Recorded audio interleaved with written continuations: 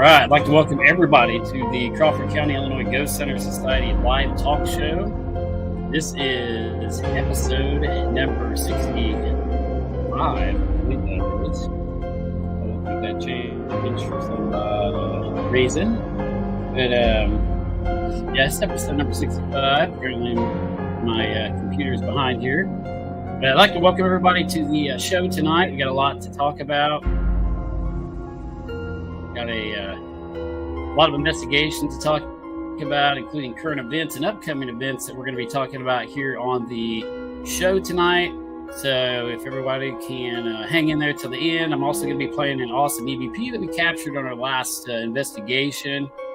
So it's going to be a pretty good show tonight here. If I can get this music shut off. Sorry, I'm having a little technical difficulties as always tonight, but thank you guys for all tuning in. Some of you will probably hit the replay of this show. Again, I'm your host, Jason Snyder with the Crawford County, Illinois Ghost Center Society. And we are going to be talking tonight about our past investigations that we've had and events, some of the things that have happened, some of our upcoming events. And you guys can email us, though, if you're out there watching. We are broadcasting live to YouTube and Facebook tonight, as always, with our live talk show. So if you're watching from YouTube out there, you can definitely try to comment also. And if you'd rather watch from the YouTube platform, you can follow us on YouTube as well at Crawford County Ghost Hunters. So find us on YouTube and definitely check us out there as well. We just broadcast the live talk shows, but we're going to broadcast our investigations onto YouTube here in the near future, or start posting some of them up onto YouTube after they go live.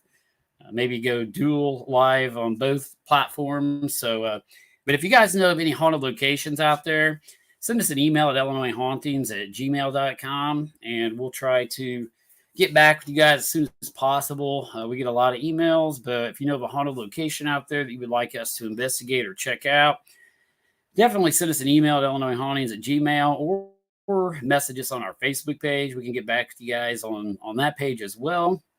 So if you do know any haunted locations, and we do this free of charge, guys, we do this for the research. So if you know of a haunted location in your area, a house, a business, a cemetery, definitely let us know. I know we picked up a lot of viewers from the Flora area here recently from our investigation that we've done there. So, if you're in the Flora area and you would like us to investigate, somewhere in that location or that vicinity, definitely send us an email or a message on our Facebook page. And if we find it interesting, we will check it out. But I wanted to start out the show tonight, just kind of updating you guys on, where we left off for the last talk show. I missed the last one, had some stuff going on. So we haven't had one in a little while. So I kind of want to start back from Halloween, some of our haunted tours and investigations and events we had during the haunted tour season. We want to thank everybody out there who attended our haunted tours and events this year. It was a really, really good turnout. One of the best turnouts we've had in years. Everything was sold out. We had, pretty much both nights booked within like a couple days of, putting it out on the Facebook page. So we want to thank all the fans and followers out there for coming to our events this year. I mean, the village was just jam-packed. I mean, the United Methodist Village in Lawrenceville, we had so many people. I had to shut it off. So we had a lot of people. I mean, we had close to 65, 70 people on one of the nights there at the village. So, and that's a lot of people for paranormal investigation. We apologize because, probably not a lot happened during that time period just because of that many people being there. It's hard to hear and know what people are saying, in the other hallway, or know what they're doing, or so it kind of turns into chaos and you have that many people. But we wanted to show everybody the location, and hopefully if they liked it, they can come back to another one that's less crowded. So, but yeah, we had a huge turnout at the United Methodist Village this year on our haunted tours. And we thank you guys for that.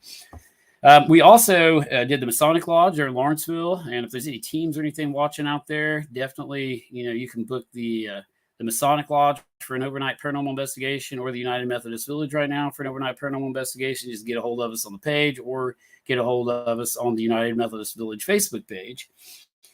But I want to go into some of our investigations and cover, what happened. On Halloween night, we investigated the old high school there in Lawrenceville, Illinois. And we got there, we had several team members. Had one of our team members, one of our old team members come back to the team. She's on our team again, Cindy Weston. So we'd like to welcome her back. She was there at the high school, and if you guys watch that video, there was a cat that was running around the whole time, and that thing would not leave us alone. So Cindy, I think, made friends with the cat and named it and everything. So that was pretty good time. But we didn't get a whole lot of activity at the high school, and unfortunately, that place has been destroyed since our last investigation there. We've investigated 2 or 3 times prior to the fire, and this would be our second time after the fire that we've investigated it.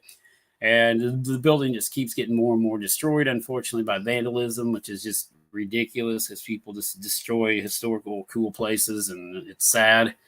I don't understand what people get on going in locations and spray painting them and tearing them up. But it's beyond me, and hopefully they'll get arrested when they get caught. But the place is just destroyed. It may be our last investigation of the high school, unfortunately, just because of the condition of the building. I wore a respirator in part of the building. It was so bad, and everybody was sick after the investigation, so they probably should have been wearing respirators. But several team members was, coughing and having problems after that investigation. But that thing was horrible on the inside, so probably won't be going back there. I'm not sure, unfortunately, but the location did seem to pick up an activity around 10:30 p.m. We did hear one unexplainable sound where it sounded like we thought somebody had broken the building or came into the building and started knocking or banging on something, like boom, boom, boom, like 6 or 7, like really like hard knocks that could not have been something natural occurring in there. I mean, we thought somebody got in. So I sent a couple guys upstairs. They went running around, looked to see if anybody was up there. Ethan and Ben went and checked it out. They could not find anything. So we have no idea what caused that. So there was a weird event that took place at the high school. That's the only thing we couldn't debunk or explain.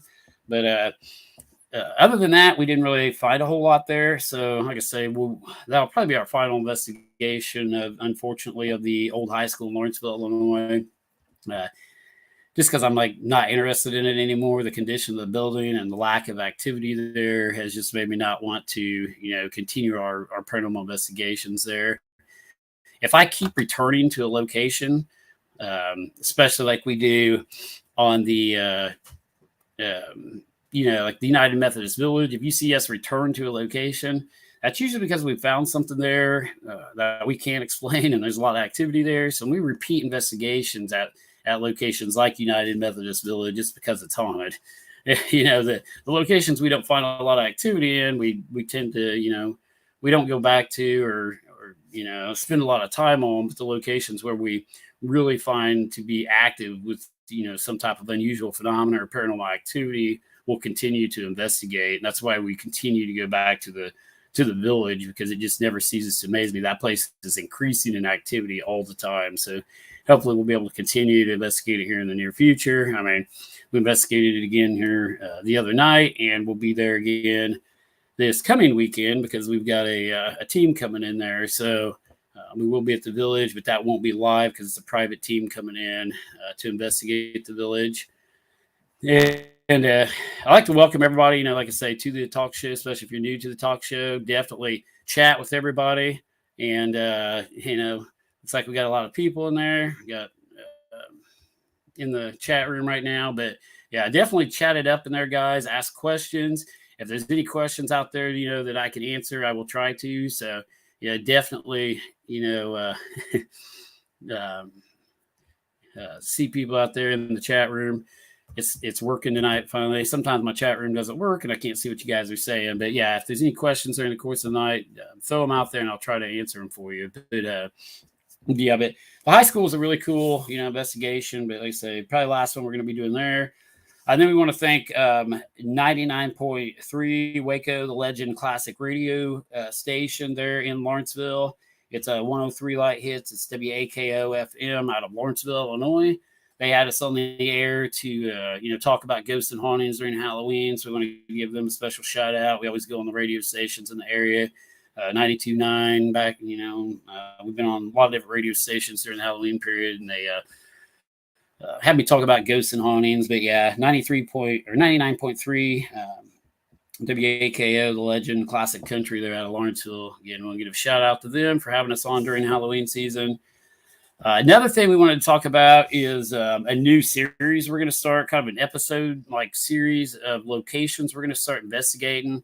It'll probably be me and Jareth if he continues to go with me on this. But if you guys watched this or didn't watch this, to go back, I kind of explained some of it during the episode, but we're going to start a little episode series called Ghost Camp. And the idea behind that came from I like to backcountry camp, and my other kind of hobby, and not really hobby, but I've been doing it for a long time. It's more than a hobby to me, but I also teach wilderness survival classes and have a wilderness survival school that I teach, outdoor wilderness skills and emergency preparedness skills. And we got the idea, to kind of combine the survival and camping stuff with the ghost hunting. And we're going to hike into remote locations, like remote cemeteries or, places off the beaten path. And we're going to hike into those locations and camp near them. And we're going to call this episode of this series Ghost Camp.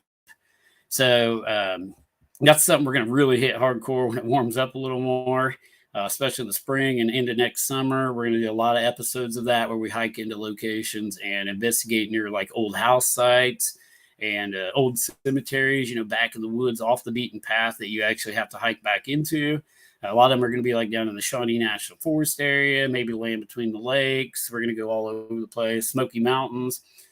We actually did some investigations in Tennessee in the Smoky Mountains where we hiked back to some cemeteries a couple summers ago and did a lot of investigations at remote locations there. Some of it, unfortunately, since we're going to be in remote locations, is we're going to have to film it ahead of time. Just video it and then post it back up on our site or page, which I don't like to do because I like to go live to show you guys this is happening in real time. Because when you post something back up, and that's why we don't repost on YouTube or repost videos, we like to show you guys live what's happening because you can always edit stuff, and we don't like that. I don't like groups that throw in sounds and voices and all this fake, garbage into their videos. Ours is all natural video, original uncut footage of everything we do. So that's how we like to do our stuff. We don't like to add things in and throw things in there, for special effects, because I think that borderlines, it's starting to borderline on, faking evidence, as much stuff as some of these people put in their videos. But, we're going to start that Ghost Camp episode and series. So that's going to be something here in the near future for you guys. Hopefully, we can get back out there and make another one. But what we're going to do, we're going to go out there. We're going to film at the location, our camp, and then we're going to go to the location, like the cemetery house, old site, whatever it may be, Indian burial ground, you name it. We're going to, do a session at that location, then come back to camp and do another session to see if anything follows us from that location back to camp also and interacts with us through the night while we're camping. And because we've had several strange events happen during some of our backcountry campouts, even when I wasn't trying to hunt ghosts. I mean, we've camped at some weird locations where we've kind of had some ghostly happenings by accident. So that kind of gave me the idea to do this series too. So it's going to be pretty neat. And then we'll come back, and film the next morning, give you our conclusions on what happened, during the night. If anything happened, maybe wear GoPros and throw that, maybe be able to post some of that footage into it too. But that's the Ghost Camp series we're going to be doing into 2023 and into 2024. We're going to start hitting it hardcore for that series. Looking at my schedule here of things we had. But talked about the old high school. So I also want to go into, some of the places, the stuff that took place here recently. We were going to investigate what was called the old B&O Railroad Depot, and I believe that's Baltimore and Ohio is what that stands for. They're in Flora, Illinois, and Flora, Illinois is basically, Flora, the town of Flora is there because of the railroad. Flora was a name from one of the railroad uh, ladies back in the day. That's how they named the town, was Flora, because of the railroad that came through there. And it basically established, that area and kept Flora from going under, basically. So the railroad is a big part of that area and that community. And we wanted to go to, that location, especially, right off the bat, if we were going to start investigating locations over in that area, because that's kind of the beginning of everything, that B&O Railroad. But there's a little miscommunication to me from the board regarding what went on there, and it got completely out of hand. They had called, said that basically we could investigate this location. I made sure, I called one of the ladies back, and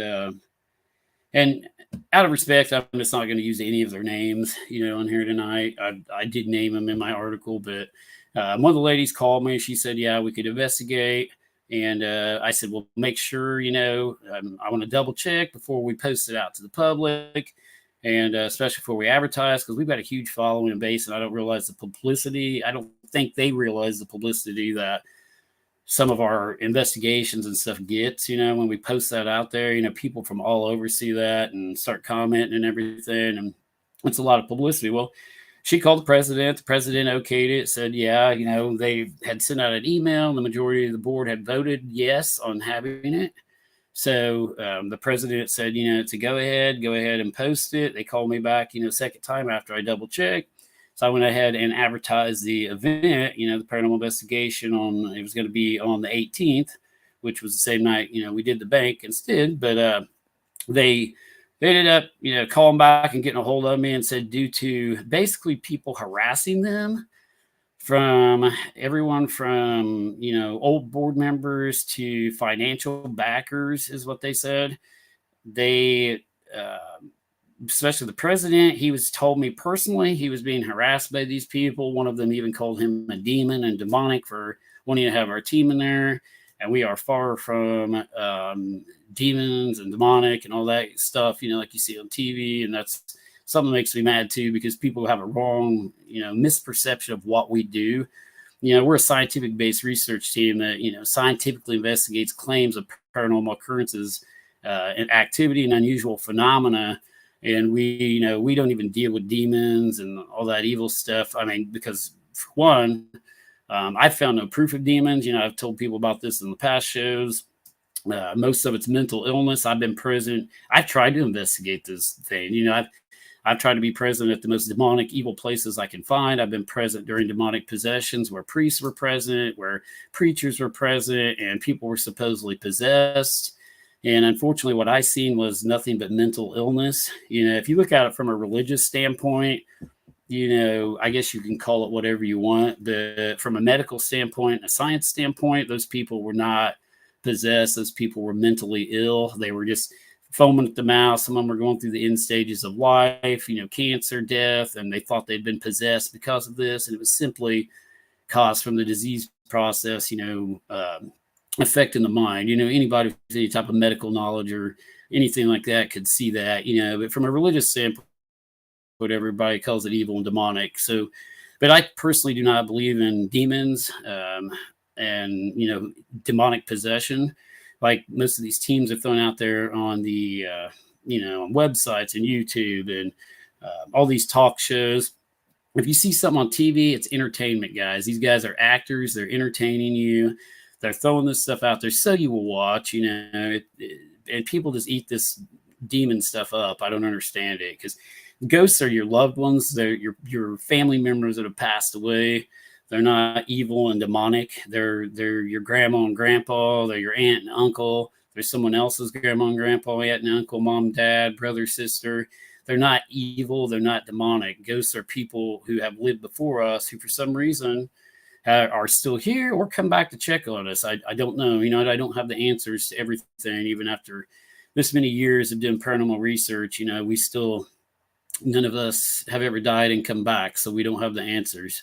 But what I do know is we've never found proof of demonic possession, demonic spirits, portals to hell, like all these teams are claiming.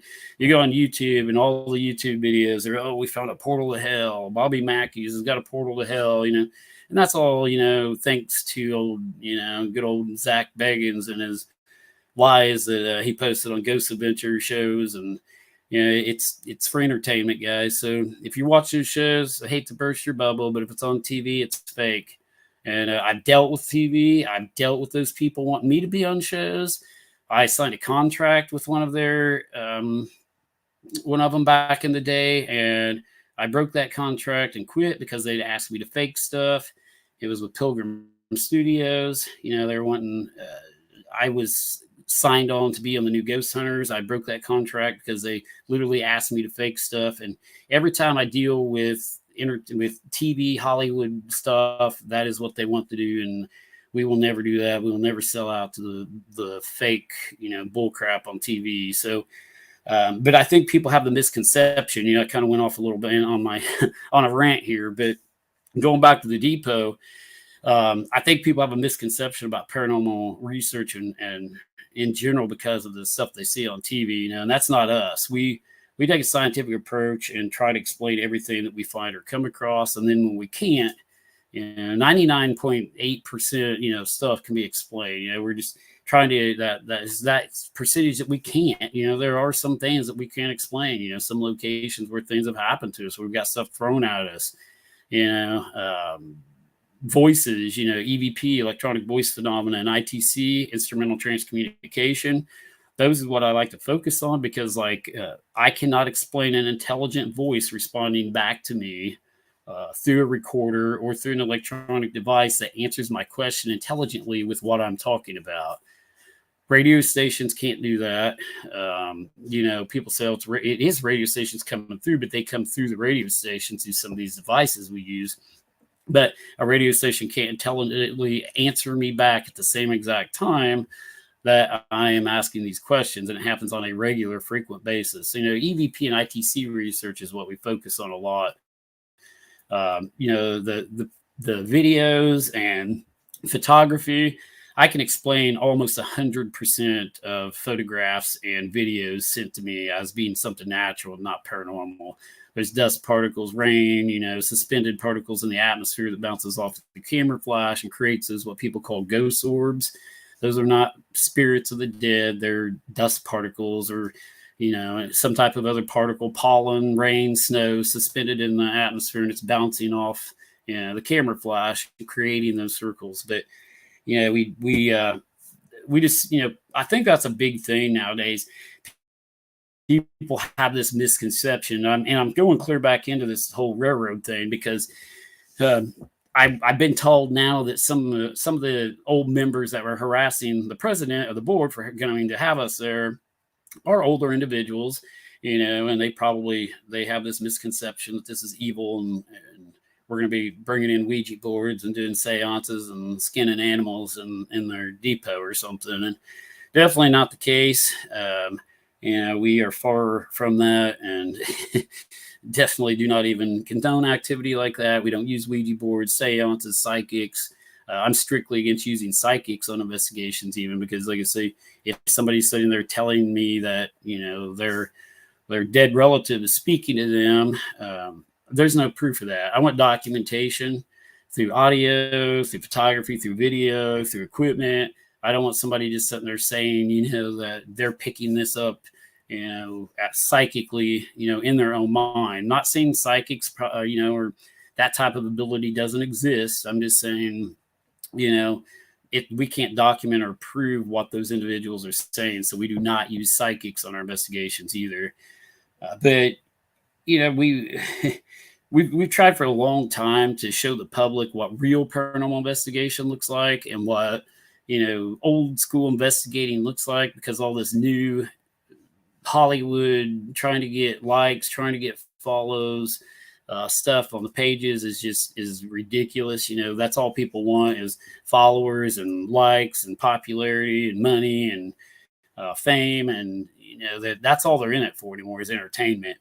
And we're here to research paranormal activity and life after death, and maybe ease some people's mind, about some of the things that we've found, that we can't explain, might ease some people's mind about, dying or passing away. And, like I say, we can't ever have the final answer until we've all been there ourselves. But yeah, the whole B&O railroad thing, hopefully, the people who have the misconception regarding what we do change their mind. If I decide to if they have a meeting in January and they decide they want us to do it, I've got to think extremely hardcore whether I would even accept that and do the investigation there, because it was just a big nightmare mess and miscommunication from them and from the people, harassing them. And I didn't really want to bring this up on the show, but I'm going to, because I like to tell you guys the truth. And that's why I base this stuff on all of our stuff's based on the truth. I will tell you guys, what happens straight out. And even if it's the drama, even if people don't like the truth, and people don't, it's going to piss some people off. But I had a couple of the board members, did get mad about my posts because I told the truth about what happened. And they called me, one of the board members, and get this, guys, one of the board members who called me, her husband talked to me. He's actually a preacher in the local Flora area there, and he's on the Flora, gosh, I don't even know what they call it. I'd have to look here. The Flora Community Development Corporation Board.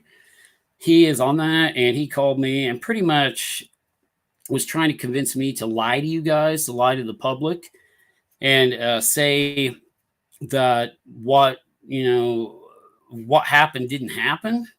That he said that we could have just left it at that and said the investigation's been canceled and they'd meet in January and we would, be happy-go-lucky and have the investigation. He didn't want me to tell you guys what happened. He didn't want me to tell you guys that, people had been harassed and called demonic and demons, and they basically, had to change their mind and not let us in there at the last minute. So he was trying to convince me to tell you guys that didn't happen. And this guy's a preacher, keep in mind. So I said, let me get this straight. I said, you want me to lie to the public or not tell the truth, not tell the whole truth to my fans and followers out there regarding, your board, just so it doesn't look negative on your board. And he pretty much said, that's what was going on. And it pretty much pissed me off. So that's the reason why I may not go to the depot, because these people are just something else. I'm not going to lie to the public for someone else's gain or benefit or profit to make them look good. I'm going to tell you guys what happened, and that's what happened. Whether they like it or not, whether they like the truth, the truth, pisses some people off, but,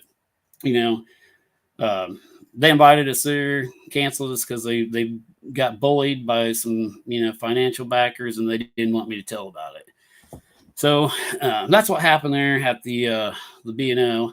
And I did tell that preacher too that he needed to go back to church Sunday morning and read his Bible and reevaluate his career if he's wanting me to lie to the public. So I don't think you like that too much either. But anyway, that's what happened there at the B&O railroad there in Flora.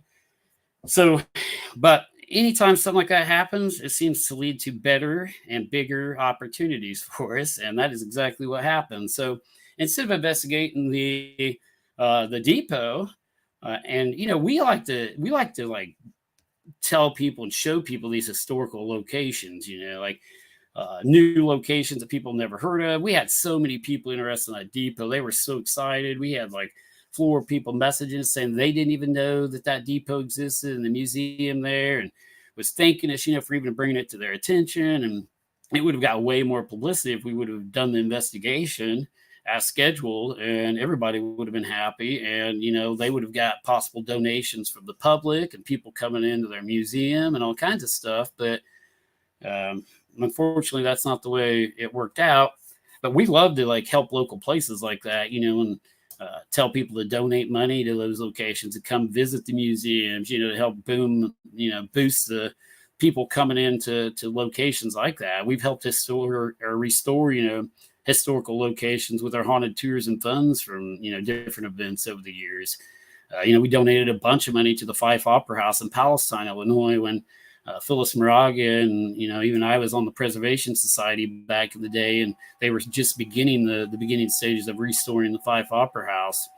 We done haunted tours there for years, and then Phyllis left, and they got a new board members, and we didn't continue our paranormal investigations there. But we've helped places over the years. United Methodist Village, given to the owners of that. The Masonic lodges, we donate money back to them. All the money goes back to them that we do on our haunted tours there. But yeah, it's just crazy that we couldn't work something out with these people, and everybody could have been happy, but oh well. That's the way it goes. Like I say, we got into a bigger and better place, and that is the old First National U.S. Bank there in Flora. And we want to give special thanks to Dawn Fry and the Flora Masonic Lodge there. So you guys can, I do recommend, donating to those guys, because they give back to the community through the Shriners Children's Hospitals and local, charities. I'm sure, so, if anybody does want to make, donations anywhere, definitely do it to the Flora Masonic Lodge. Those guys are awesome. They're moving their lodge into the old U.S. Bank. So that's the location we were investigating on the 18th instead of the depot.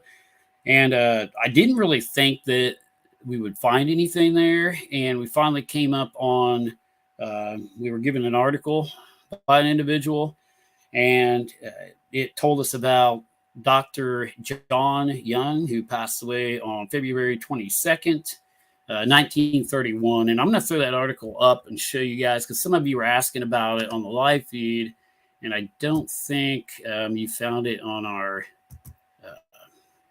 we had it posted on our story. So a lot of you, I don't think were able to see it or read it because it was up on the story like that. And if I can find it here. Sorry, I got people messaging me and it's popping up on my screen.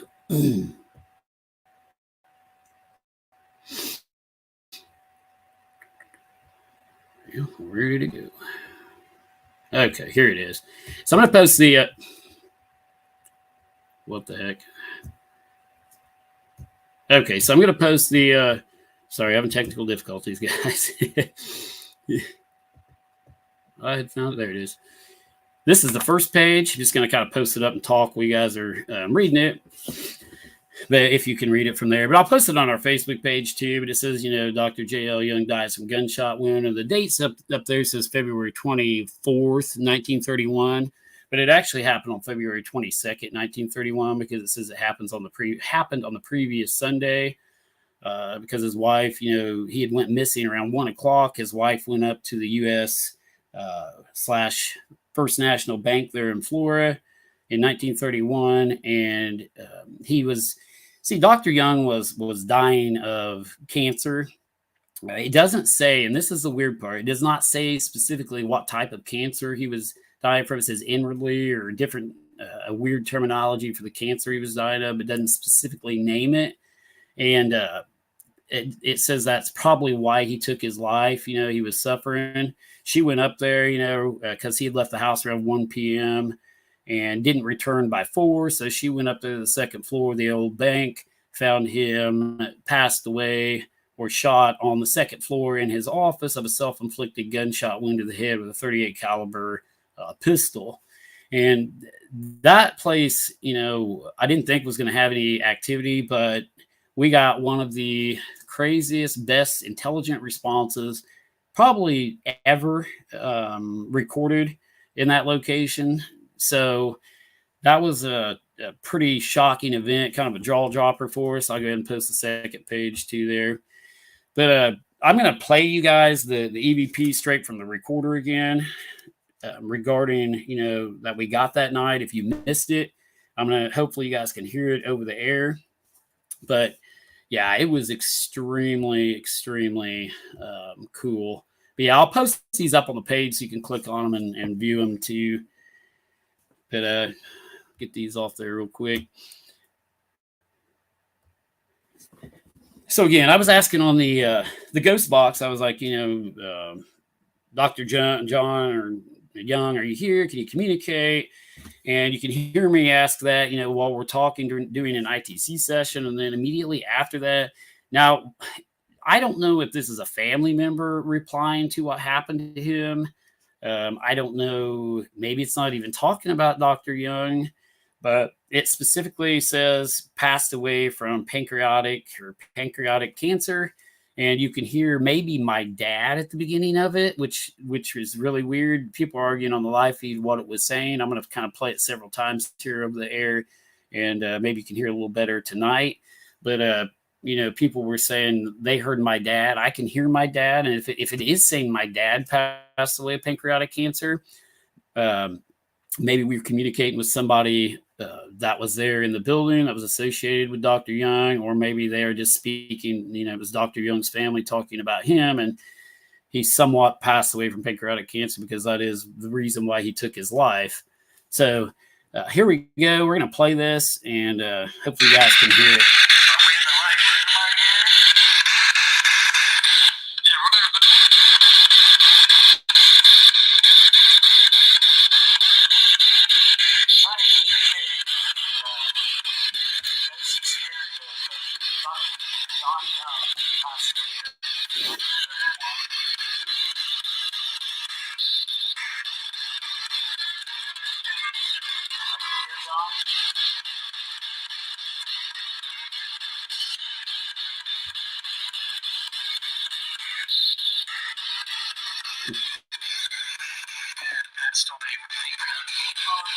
Right there. And you hear all our reactions too in the background, and it was hard not to react. It was a jaw dropper. Here it comes again.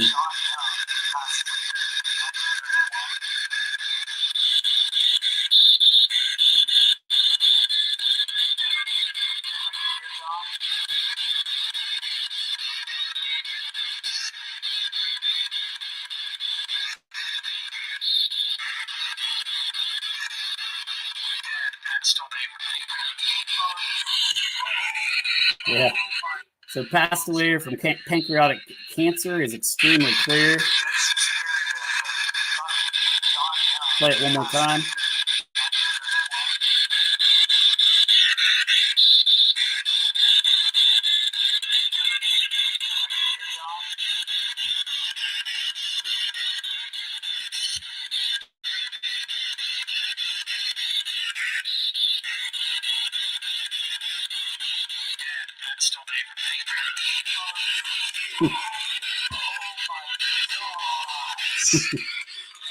That was literally a jaw dropper for me because, I cannot explain that, guys. That is that's some intelligent communication right there. We were trying to communicate with Dr. Young, and he did pass. He was suffering from cancer is the reason why he shot himself. So it's very weird, and it specifically says what type of cancer. So that was a pretty good voice. I'm gonna play it one more time for you guys, and then we're gonna move on. But yeah, that was a really good one. And I may try to actually clip this out and post it up on the page too, so people can review it and listen to it, because it's just amazing.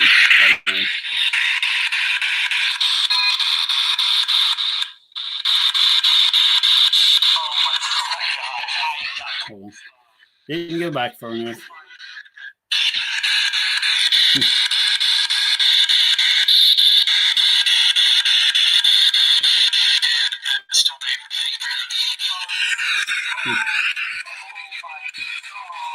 And it could be saying I had passed away from pancreatic cancer. My dad passed away from pancreatic cancer. Something along those lines. I'm going to try to get it up on Adobe Edition, clear it up, and and really look at it and try to see if there's anything before and after that we're missing also. So yeah, really good one. Also, while Trudy's on here, Trudy's saying hey on here.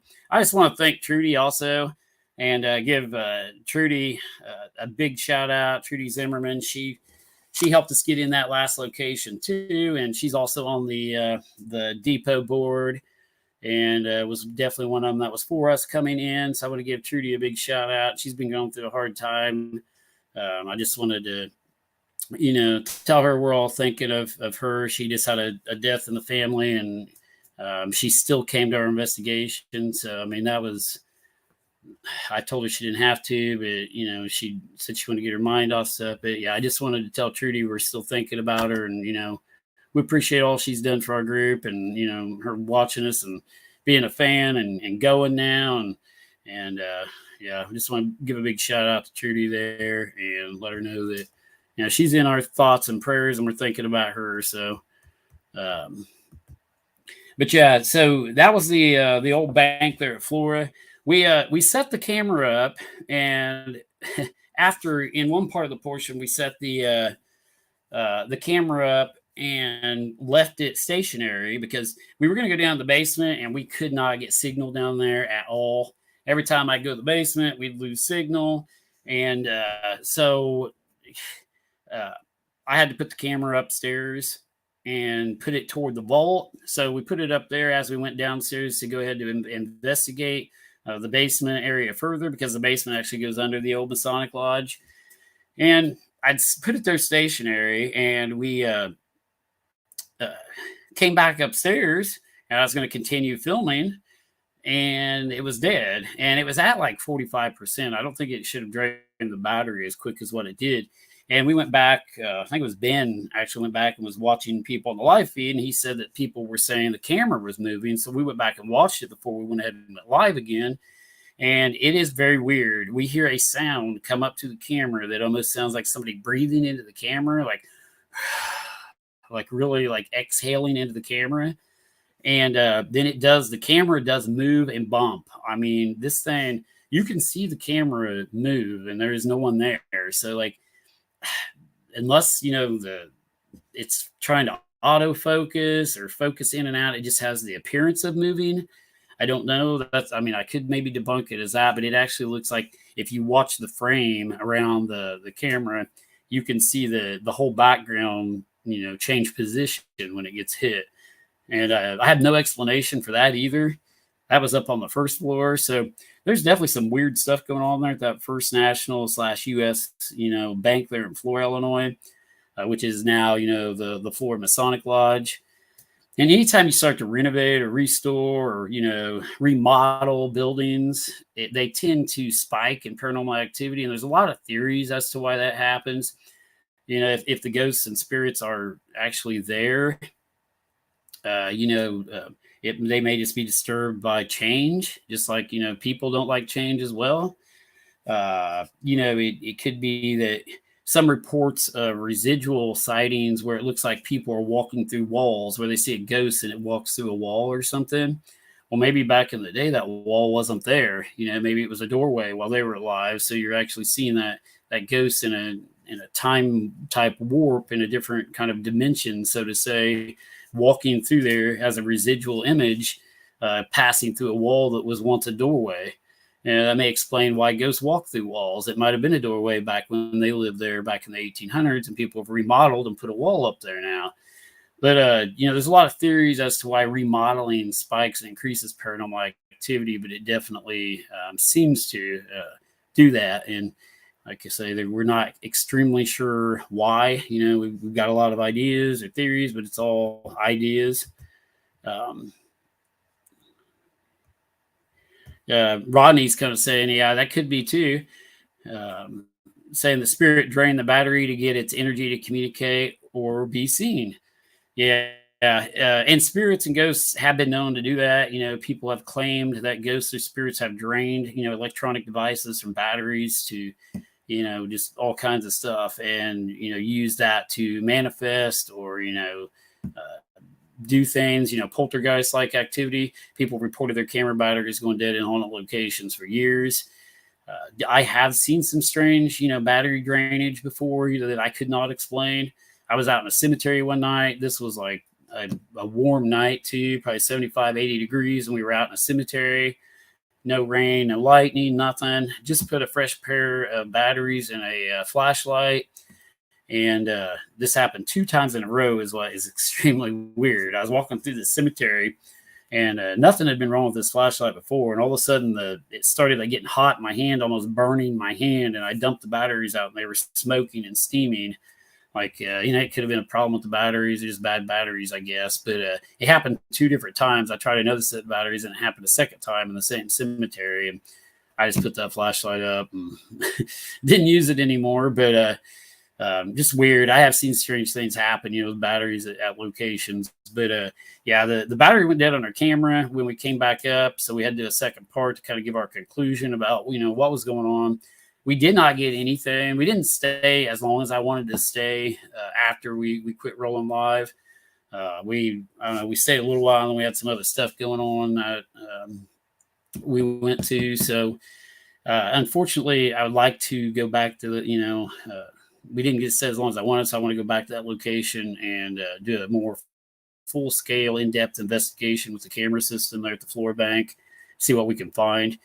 But there was a lot of people, too, telling us about the elks. I mean, I don't know if there's anybody out there watching from the elks there in Florida, but a lot of people told us there's strange things going on there. So if there's anybody out there from the elks, if you want to give me your contact information, we would definitely be interested in investigating that location as well, because there was several people mentioned that things go on there. I don't know what, but we had the majority of the people were saying, go to the elks, go to the elks. So don't know what's going on with the elks, but if anyone's out there watching from that, definitely send me a message, and we'd love to come there, if we can get in contact with whoever we need to. Yeah, we'll be looking for more locations, in that area, possibly. But the bank was cool. We'll probably do a secondary with all the cameras. I just want to kind of update you guys on that. But we didn't find anything after we quit going live. Nothing happened. We heard a few pops and bangs and noises, but nothing happened in the basement when we went down there and didn't take the live feed down there, which usually when we don't have the live feed running, all heck breaks loose and stuff gets thrown at us or something. And but nothing. We didn't have anything going on in the basement area. So, but we had a huge turnout on people watching that floor investigation. So we want to thank you guys. It was over 7,000 views, I think. So I want to thank you guys for watching, and appreciate all the supporters and followers out there, who tuned in the floor area watching that investigation. But yeah, we've got several scheduled in the future. We got several, in Crawford County, different counties, and we're going to be announcing some, like I say, the ghost camp thing we're going to be doing, and we're going to be doing another little series in 2024 that we're going to be announcing closer to New Year's. So, and then in New Year's, definitely check out our show closer to New Year's. When we do our New Year's show, we recap all of our, events and happenings of 2023. Where we go over, some of our cool investigations, our highlights from our 2023 investigations, and then announce some of the new things we're going to be doing in 2024. So definitely check out, our New Year's show that we have this year. But yeah, definitely we want to thank everybody who tuned in and watched our investigation of Flora. And again, if you've not watched our investigations before, and like I told while we were, investigating, listen and timestamp everything if you see or hear something that you can't explain, because sometimes it will come through the audio on our camera and you'll hear a voice, or what we call an EVP, electronic voice phenomena, basically a voice of the dead or some unknown entity that we cannot hear or see with our own ears will come through the recording devices, then are heard, usually heard upon playback of our recorders. But you guys, when we go live, you're hearing that live. So, you could hear a voice or somebody talk over that audio that we're not going to hear out loud, because, the microphone's picking it up and the human ear isn't capable of, processing it and actually, hearing it. So definitely, keep watching our live feeds and our live investigations, because you guys are like, say, it's like having 100 investigators out there helping us, do these investigations. And you guys can see and hear things sometimes we can't through that. People have found things on our live feeds that we didn't even notice while we were there. We went back, clipped them out, and said, oh my gosh, we captured some cool stuff. So just like that time I was hit by a marble, which I mention all the time. I was just in the zone because so much other stuff was happening with the blood at Pine Lawn Manor that time. I walk in, I get hit by a marble. I'm just like, oh, it's a common event there. I got hit by a marble, but didn't realize how cool it was because I captured the marble come out of thin air and hit me. You can hear it and see the marble hit me. And, that was on live feed, and you guys caught that. And I went back and took that segment out, and put it up on the page. That's some of our best footage ever of just an object coming out of nowhere. This marble comes out of the wall and hits me.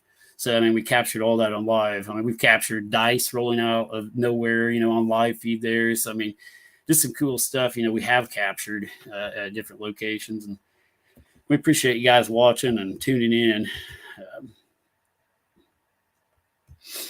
But yeah, if you guys, we got some people from Michigan watching even. Thank you. I appreciate that. Yeah, and we have people watching from all over, guys. Says hi from Michigan. Hey, Mickey, appreciate you tuning in. But we also have people in different countries that tune in: Australia, Germany, New Zealand. There's a lot of people, different people all over the world sometimes tune into our show. So we've got a pretty neat following, and we appreciate you guys watching us. Like I say, we just do this to show you guys what we do and how paranormal research should be done compared to the TV shows. And, just the TV shows are getting ridiculous. Even the entertainment, the entertainment side of social media, with TikTok and all the YouTube shows and channels and all the TikTok guys that are going around. And there's this big guy with a cowboy hat that goes around on TikTok, and he fakes everything and tries to get as many followers as he can. That's all it is to him. I told him he was not coming to the village. Because he faked stuff. He tried to come to the Methodist village to do an investigation. His name was Kalani. I'm sure you guys have heard of him, but I would not let him even in the place because it's just ridiculous, some of the stuff he does and says, and it's clearly for entertainment. And but if you guys want to call us to investigate a location, definitely. We've got a phone number on the page as well, so you can call us with that phone number. Leave a message too if you don't like the email, or send messages. Our phone number should be popping up here is 1-872-888-9790. You can call that number, leave a message, and we will get back with you and investigate your location. We find it interesting. But you guys, I'll kind of open this up to questions and comments from the chat room tonight, and then we'll kind of call it a night. But thanks, Don. Got Don on here. Yeah, this is the guy I'm talking about. Nicest guy in the world, guys, Brother Mason. And I want to give him a special shout out and thanks for letting us into the bank, on the 18th. So he was extremely nice, had a lot of knowledge, historical knowledge about the location, showed us around, showed us every little nook and cranny, and we got lost. We didn't even investigate, I think, all the rooms and locations, just because that place was pretty big just for one night, and focusing on what we did. But yeah, I want to give a special shout out to Don there for letting us in and coming back in the middle of the night to let us out. It gave us a key, so we could get in and out, but we did have the location locked. And just because, we like it, if fans want to come, before investigations and talk with us, we don't have a problem with that. But yeah, there was some fans showed up, at the event and right at the beginning, right as I started to go live. And I wish they'd showed up a little bit before so I could have talked with them a little more. But yeah, we had some fans show up. You could see it on the live feed. I went out and talked to them, and unfortunately, I couldn't talk to them as much as I wanted to because we were going live and already starting the process. But yeah, we appreciate, when you guys do show up and talk to us and stuff. We don't care, locations like that beforehand. We can't let you in, obviously, while we're doing the investigations because they're private and, insurance reasons and all that stuff. So, but yeah, we'd like to thank everyone for the support that we had, with this investigation, and we'll have plenty more here in the future for you guys to watch. See here. Becky says, I don't appreciate people ghost hunting in abandoned places without permission. We always get permission. Yeah, definitely get permission, like Becky's saying. And don't, if you're out there and you're watching stuff and you're getting into ghost hunting and paranormal research, do not vandalize things. Do not go into places like that and break in and tear stuff up. It does not increase paranormal activity. Again, this is a false illusion that these TV shows, these TikTok people, these YouTubers, all these people out there are putting out there. You have to provoke things and yell at them and cuss at the ghosts and all that stuff in order to get a response. And that is not how it works. You will get a lot more in paranormal research being nice and respectful to ghosts and spirits than you will provoking and, uh, calling everything evil and demonic. So don't do that stuff. Don't, tear stuff up. Don't be stupid. The biggest paranormal piece of equipment on planet Earth, and I've told many researchers this before, is right here. It is your brain. You can have all the equipment in the world, but if you don't know how to use your brain, you might as well throw the equipment away. So, use the equipment, debunk stuff, and not everything's a ghost. I tried to show that on our live too, how the lights in there, we did a baseline EMF sweep of that bank. The lights were giving off a large amount of, a pretty good electromagnetic field in there. It was actually pegging out my tri-field meter. Most teams that went in there hit a red light on their K2 and they're talking to who knows who, Abraham Lincoln or whoever they're imagining in their head that they're talking to. So, but yeah, just because you get a K2 hit or an EMF hit, that does not mean it's a ghost. 99.9% of the time, it is not a ghost. It is a man-made source of electromagnetic, energy or electromagnetic fields created by man or natural EMF, even from stuff. So quit using your EMF meters like they're ghost phones, guys. You can't talk to ghosts through your EMF meters. I'm sorry. Sorry to debunk that. But anyway, we are going to wrap this one up unless you guys want to ask some questions real quick. Yeah, no, maybe they'll change their mind. I don't know if they want to talk to me and work something out. I don't know. It says I'm sad about the depot. Hopefully one day you'll get to go.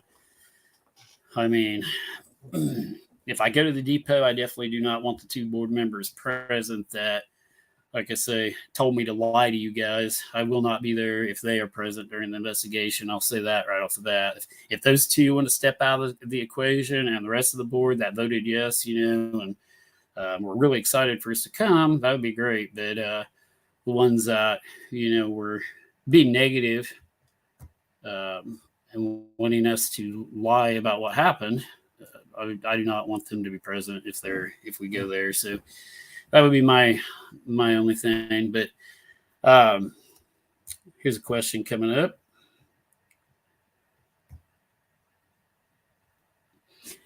Rodney says, do you charge to do investigations? No, we do not.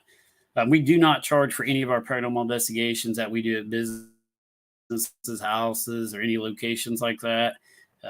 The only thing we do charge for is like our haunted tours that we have, and a lot of that money goes back to the building owners.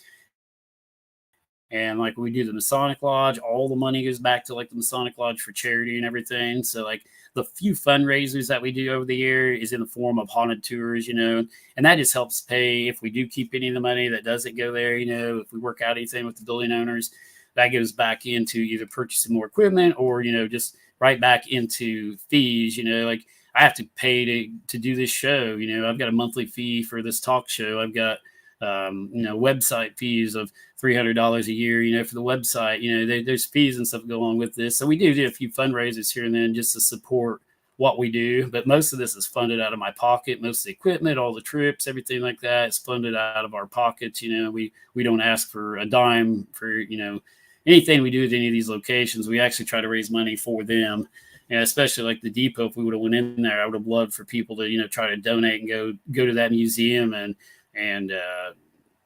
help those people out and get it established and get it going and get it known. But unfortunately, like I said, it didn't work out. But no, we don't charge for any of our investigations. Here's another question got coming in. Terry, out of all the places you've been, where have you had the most interaction? The most interaction probably has been from the first 5 years we investigated Pylon Manor and then the United Methodist Village were the most interactions. Now the Pylon Manor has a new owner. He's been faking things there. And toward the end of our 5-year investigation of Pylon Manor, it started to just kind of deplete and kind of get rid of its energy, I would say. We were not having anything happen toward like year 5 there. and it was the most craziest place on earth for a while. And then it just kind of dumped all of its energy out. I think it was like a poltergeist like deal, and like it just ran out of energy, and like nothing was happening there anymore.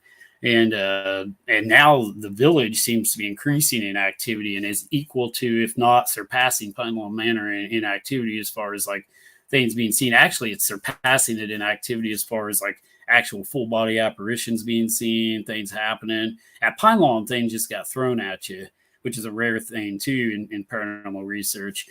We're getting that now at the United Methodist Village, along with the full body apparitions, lights, sounds, people being touched, all kinds of stuff, and the people seeing shadow figures and full bodies in there on our haunted tours is a frequent event. So, Pine Lawn didn't have full body apparitions. They didn't have, even during its peak days, during the height of its activity, it didn't have that type of thing going on. It was more of stuff getting thrown at you. But as far as like, and then places around, like not around here, and it's crazy. I've been all over the United States and Canada, parts of Canada doing this, guys.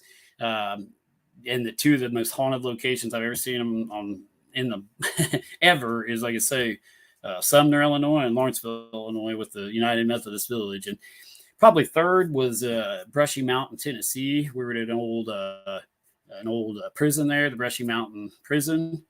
And we were at what was called D Block, and we recorded and heard what sounded like doors slamming in the D Block area of this old prison there at Brushy Mountain there in Tennessee. And it sounded like the doors opening and slamming. Well, what was freaky, we recorded all this. We can hear the doors slamming and opening. We go and look at the doors, and all the doors in D Block have been welded shut, so they couldn't open or shut.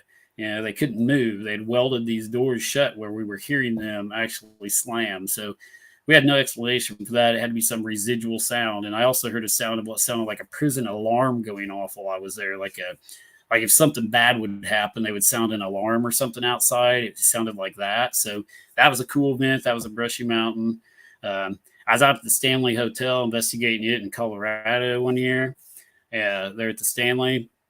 And walked past one of the rooms and heard like what sounded like a baby crying in one of the rooms. Went into the room and there was no one in the room, no one in there at all. And I clearly heard a baby crying through the door of that room. They're out in Colorado at the Stanley Hotel. I mean, but it's been, different places. We've had different things happen. Like I say, we went all over the place. Pennsylvania, out the battlefields, had a strange occurrence happen out there. Triangular Field and Devil's Den. I experienced some kind of strange activity where we heard gunshots and cannons being fired in the middle of the night. We shouldn't have been hearing gunshots and cannons firing. I even asked a local ranger the next day if there was any ranges or shooting ranges in there where somebody would have been shooting, at that time of the night. And he said no. So I think we did hear residual sounds of, the Civil War, the cannons firing and the guns going off. So we've heard some weird stuff we can't explain, but we've been all over different places. But let me see. Trying to answer all your questions real quick, and then we're going to wrap this up, guys. Yeah, Trudy says this too. Yeah, thank you. Says, I see several Flora residents watching. Thank you for watching. Jason and his crew are all about the truth and most respectful. Thank you, Trudy. We appreciate that. Lynn says, happy Thanksgiving, everyone. Nice to see you on here, Lynn. Had Lynn on here. I think he was on my talk show once here a while back. It's been a while, but I need to start getting some more guests on here to talk about, paranormal occurrences as well. Lynn's got did have a show of himself. What's the best way to talk to my brother? Okay, let me address this one real quick to you before I get off here. But Tyler says, what's the best way to talk to my brother that passed away July 23rd? Tyler, we do, try to help family members connect with their loved ones. If you want to get a hold of me, send me a personal message. I hope you're still on here. Sorry, I kind of answered some other questions and got back to yours. But yeah, definitely send us a personal message. We can meet with you privately or something somewhere. And we can always try to see if anything comes across, any of our devices, do a recording session, do an ITC session with the different types of ghost boxes and ask questions and see if we can communicate with, your loved one. And we do that a lot. That's what we try to help people. That's what we do too. We want to help people, establish communication or get relief, get, from, your loved ones passing away. And trust me, I've had tragedy strike in my life too, and I know how bad it is to, have people taken from you and way too early and of unnatural causes. So I feel for everybody, who's had someone pass away, loved ones and stuff. So anyone who out there who wants us to try to communicate with somebody, just get a hold of us. We'll do it privately. And we can see if anything comes through. Obviously we can't guarantee anything. And sometimes we'll be trying to talk to somebody else and something else will come through, completely unexpected. Just like that ITC, that voice we got at the bank, it says possibly my dad passed away. So that wouldn't have been the doctor himself talking, but maybe a family member addressing his situation. So you never know who you're going to get and who you're going to talk to. But get a hold of us, Tyler, and we can try to help you out with that. We've also tried to, we've helped with unsolved murder cases. We've helped, specific, law enforcement. We're not going to mention who and what branch and what organization, but we've been involved in law enforcement cases where we've tried to help them communicate, with the people who have been murdered to try to find out who murdered them, homicide cases, cold cases, and we still do that once in a while. So just done it here a while back, if you guys watch that and seen the case we done down there, actually in the Lawrenceville area too, off of Route 50. So, we still do a lot of that, and some of it we don't put on the air, and there's another location that we've got to check out here soon regarding that. So, but definitely get a hold of us and we'll try to help you out.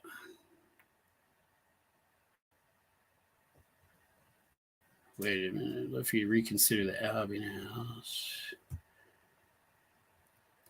Here's Anna. She says, I'd love for you to reconsider the Albion House to debunk or not, the last paranormal investigation. Yeah, I mean, we can try it. We'll see about that. What's the best way to communicate? I read that one. My thing's scrolling here, and I'm missing some of your questions.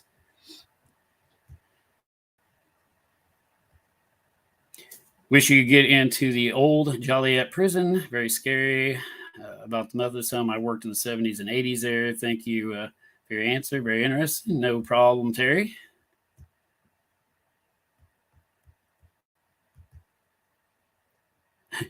Deb says she'll be watching a replay. Yeah, it was pretty good, Deb. And we marked on there.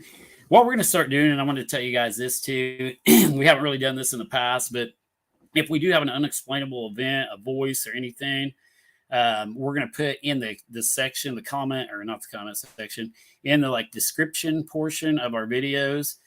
So click see more there when you go to click on one of our videos, and we're going to put paranormal activity and the time that it happened if we can't debunk it. So we do have that listed on that the bank video. I've got paranormal activity, and then I've got the time that exact voice comes across our ITC session on our recorder. So you guys can go back and actually see where the time is and go back and watch that as it happened live. So we're going to start marking the paranormal activities, at least if the things we can't debunk, at the current time during that live feed.